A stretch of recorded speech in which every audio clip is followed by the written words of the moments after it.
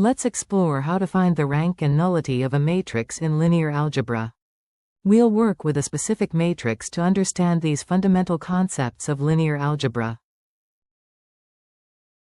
Let's start by understanding what rank means.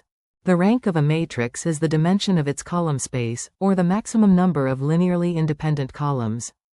It equals the number of pivot positions when we reduce the matrix to row echelon form.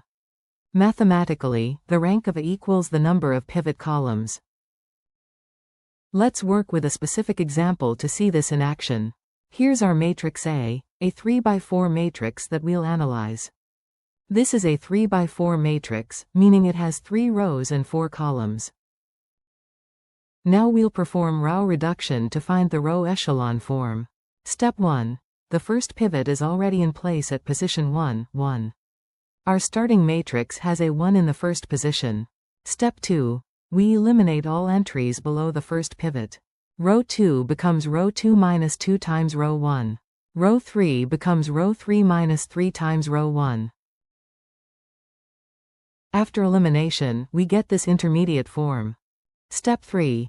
We continue reducing to get row echelon form. Row 3 becomes row 3 minus row 2. We get this final row echelon form with a 0 row at the bottom. Now let's identify the pivot positions in our reduced matrix. The pivot positions are circled in red. We have pivots in column 1 and column 3. The pivot columns are column 1 and column 3. The free columns, with no pivots, are column 2 and column 4. Now we can determine the rank by counting pivot columns. The rank of A equals the number of pivots, which is 2. So the rank of our matrix A is 2, corresponding to the 2 pivot columns. Now let's understand what nullity means.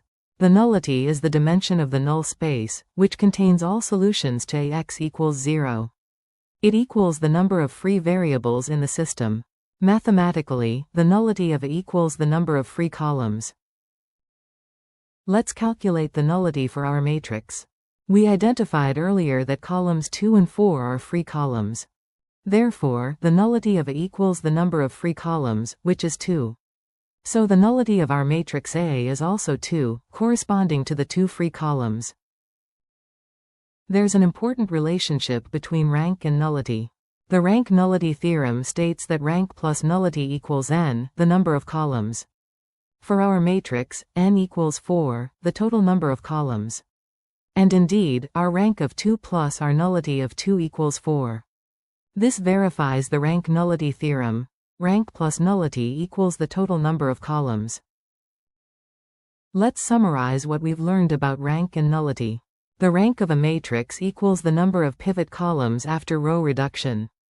The nullity equals the number of free columns without pivots. The rank-nullity theorem tells us that rank plus nullity always equals the total number of columns. These fundamental concepts describe the dimensions of important subspaces associated with any matrix.